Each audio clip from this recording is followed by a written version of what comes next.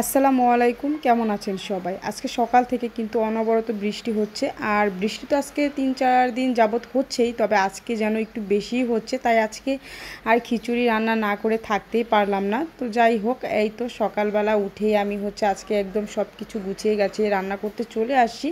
আজকে সকালবেলা ঘুম থেকে উঠেই আপনাদের ভাইয়া বলতেছে যে খিচুড়ি রান্না করো। যেহেতু সে খিচুড়ি পাগল, যারা আমার ভিডিও দেখেন সবাই জানেন। সামান্য একটু বৃষ্টি হলেই সে আবদার করবে খিচুড়ি খাবে। তো এতদিন সে একদম চুপ করেই ছিল।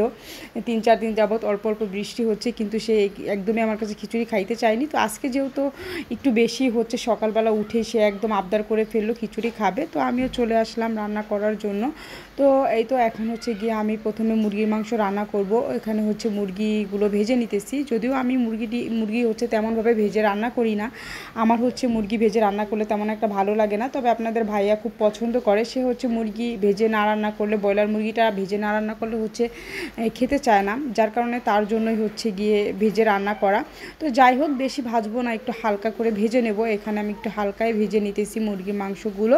তো আমার মাংসগুলো ভাজা হয়ে গিয়েছে, দেখতেই পাচ্ছেন একদম হালকা করে ভেজে নিয়েছি। আর এখন এখানে আমি এই তো মশলাগুলো কষাই নিতেছি খুব ভালো করে। এখানে মাংস রান্না করার জন্য মশলা কষাই নিতেছি। এখানে পেঁয়াজ, তারপর আদা বাটা, রসুন বাটা, জিরা বাটা, হলুদ মরিচ, ধনিয়া গুঁড়া সব মশলা একসাথে দিয়ে আমি মশলাটাকে খুব ভালো করে কষিয়ে নিতেছি। আর অবশ্যই মশলাটা কিন্তু খুব ভালো করেই কষিয়ে নিতে হবে। মশলাটা যত ভালো করে কষানো যাবে, রান্নাটা কিন্তু তত বেশি মজা হবে খেতে। তারপর এর ভিতরে আমি মুরগির পাটা দিয়ে দিলাম। তো মাংসগুলো তো ভেজে নিয়েছি, তবে মুরগির পাটা তো আর ভাজা হয়নি, যার কারণে আগেই দিয়ে দিয়েছি মুরগির পাটা, মাথাটা। এটা একটু কষিয়ে নেব। আর এর সাথে আমি একসাথে আলুও দিয়ে দিব। গোল গোল করে আলু কেটে নিয়েছি। মাংসের সাথে একটু আলু হলে কিন্তু ভালোই হয়। খিচুড়ির সাথে মাংস খেতে কিন্তু খুবই ভালো লাগে। তো যাই হোক, আলুগুলো দিয়ে এখন আমি ঢাকা দিয়ে দিলাম, খুব ভালো করে কষিয়ে নেব। তো এদিকে কিছুক্ষণ পরে এই তো আমার আলুটা কিন্তু খুব ভালো করে কষানো হয়ে গিয়েছে। আপনারা বুঝতে পারতেছেন কিনা জানি না, আমাদের এখানে কিন্তু এখনও অনেক পরিমাণে বৃষ্টি হচ্ছে। ভয়েসে হয়তো আপনারা বুঝতে পারবেন, শব্দ শোনা যাবে। তো যাই হোক, তারপরে আমি এখানে আলুটা কিছুক্ষণ কষিয়ে ভেজে রাখা মাংসগুলো দিয়ে দিয়েছিলাম। দেওয়ার পরে আবার 4-5 মিনিট একটু কষিয়ে নিয়েছি। যেহেতু ভাজা মাংস, তেমন একটা কষানোর প্রয়োজন হয়নি। তারপরে এর ভিতরে আমি দিয়ে দিলাম পরিমাণ মতো পানি দিয়ে এই তো ঢাকা দিয়ে দিলাম। এখন কিছুক্ষণ পরে এই তো দেখতে পাচ্ছেন আমার তরকারিটা কিন্তু প্রায় অর্ধেকটা হয়ে আসছে। যদিও এখনও হয়নি, কারণ এটাকে আমি একদম মাখা মাখা ঝোল হয়ে যাবে তখন নামিয়ে নেব। অনেকটা পরিমাণেই ঝোল আছে, কিন্তু এ পর্যায়ে আমি এখানে গরম মশলা অ্যাড করব।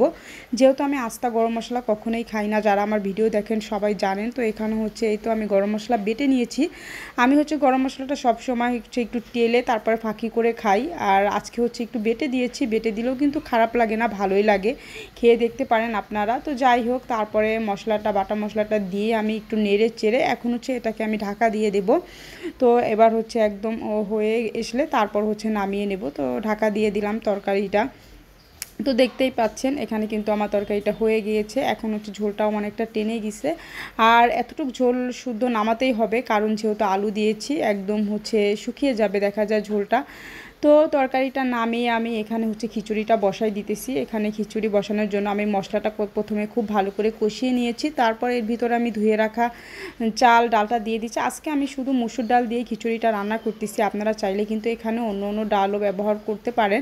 আমি কিন্তু সবসময় মুগ ডাল, মসুর ডাল এগুলো দিয়ে রান্না করি। যেহেতু আজকে আপনাদের ভাইয়া অনেক কিছুই আনতে ভুলে গিয়েছে, কারণ সে গিয়ে আজকে বৃষ্টির ভিতরে বাজারে গিয়েছে। মানে আমাকে তেমনভাবে জিজ্ঞাসাও করেনি। আমি গিয়ে খিচুড়ি কখনোই ভর্তা ছাড়া খাই না। আজকে কিন্তু ভর্তা ছাড়া আমার খিচুড়ি খাইতে হয়েছে। শুটকি ভর্তা ছাড়া আমি কখনোই খিচুড়ি খাই না। যারা আমার ভিডিও দেখেন তারা হয়তো জানেন। তো কি আর করার, আপনাদের ভাইয়া ভুলে গেছে আনার জন্য, কিছুই করার নেই। আজকে শুধু মাংস দিয়ে খিচুড়ি খেতে হবে। তো কথা বলতে বলতে এদিক দিয়ে কিন্তু আমার খিচুড়িটাও একদম রেডি হয়ে গেছে। দেখতেই পাচ্ছেন একদম ঝরঝরে খিচুড়ি কিন্তু ঝরঝরে না হলে একদমই ভালো লাগে না খেতে। তো এই ছিল আজকের রান্নাবান্না, আমার মুরগির মাংস খিচুড়ি। তো আজকে এ পর্যন্তই। কেমন লেগেছে আমার ভিডিওটা অবশ্যই কমেন্টে জানাবেন। আসসালামু আলাইকুম।